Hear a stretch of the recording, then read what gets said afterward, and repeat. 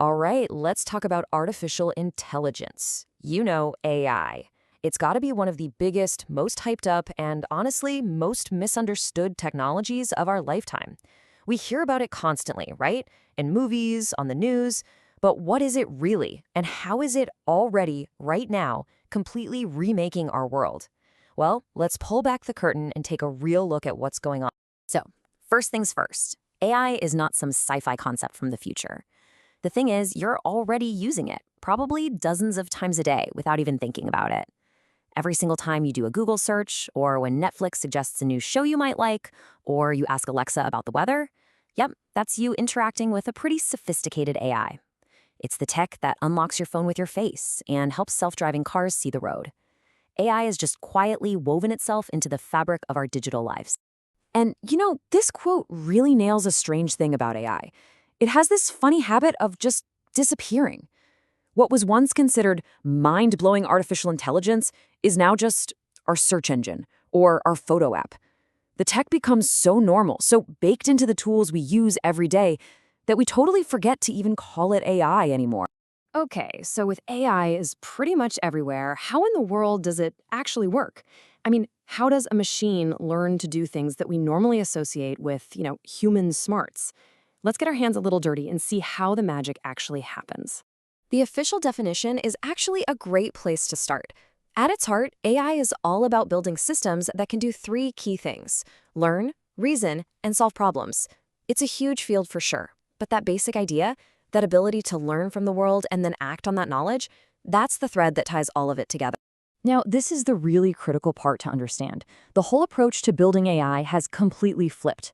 The old way, what we call symbolic AI, was all about rules. Programmers would try to hand code every single possible logical step. It was incredibly tedious. But modern AI, it's all about machine learning. Instead of giving the computer a rule book, we just show it tons and tons of data and let it figure out the patterns and the rules all by itself. So a perfect example of this is something called supervised learning. Here's how it works. Step one, you feed the AI a massive data set where all the answers are already known. So think millions of pictures and every single one is labeled cat or dog. Step two, the AI just churns through all that data, learning the essential patterns. It figures out what features, like pointy ears, whiskers, snouts, what makes a cat a cat. And then step three, you show it a brand new picture it's never seen before. And based on everything it's learned, it can make a really good guess, cat or dog. And the engine that's driving so much of this modern AI revolution? It's the artificial neural network. You can kind of think of it like a digital brain. It's made of layers of interconnected nodes, where each little node is a specialist at spotting one tiny detail. And when you link millions of them together, the entire network can learn to recognize incredibly complex patterns, everything from the shape of a face to the subtle rules of human language. So we've covered a bit of the how. Now let's get to the so what. This is where we see the truly mind-blowing results AI is getting in the real world, way beyond just telling cats from dogs. For decades, the ultimate test for an AI was to beat humans at our own most complex games. And this timeline, well, it tells an incredible story of acceleration. Back in '97, Deep Blue beating the world chess champion was a huge deal in raw calculation. But then in 2016, AlphaGo beat the world's best at Go, a game so complex it's more about intuition than calculation. And just a few years after that, AlphaStar mastered StarCraft 2, a game with imperfect information and real-time strategy. Each step was a massive leap forward in problem solving. But here's the kicker, and this is why it all matters so much. The goal was never really just about winning games. The very same techniques that were honed playing Go and StarCraft, they are now being unleashed on some of the biggest, toughest challenges in science and medicine. And the payoff has been absolutely staggering. I mean, one of the grand challenges in biology for 50 years has been figuring out how proteins fold into their 3D shapes. It's the key to understanding disease and creating new medicines. Well, DeepMind's AlphaFold 2 can now solve that problem with incredible accuracy in just a few hours. That's not just a small improvement, it's a genuine revolution that's hitting fast forward on drug discovery. And that impact is spreading like wildfire. We're seeing AI help discover new kinds of antibiotics, manage our investment portfolios, generate incredible art and music, make farming way more efficient. It's even helping mathematicians prove theorems that have stumped humans for centuries. It is truly changing how work gets done in almost every field you can imagine. Okay, so with all this incredible power and lightning-fast progress, You know what's coming next, right? We have to talk about the other side of the coin. A tool this powerful doesn't just create amazing opportunities, it creates huge challenges.